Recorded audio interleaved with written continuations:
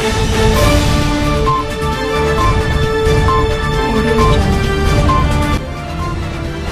Maharashtra 24 news, हम दिखाएंगे सच।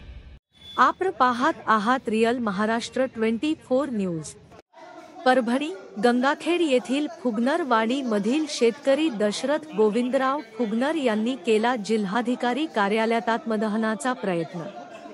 गंगाखेड येथील शेतकरी दशरथ गोविंदराव फुगनर यांच्या गट क्रमांक 28 मधील जमिनीमध्ये कोणत्याही अधिकाऱ्याचे किंवा माननीय न्यायालयाचे आदेश नसताना उप अधीक्षक भूमी अभिलेख गंगाखेड व तहसीलदार गंगाखेड यांनी मनमानी पद्धतीने पोलीस बंदोबस्तामध्ये मोजणी करून तोलबा हाळनर यांच्या ताब्यात बेकायदेशीर दिली।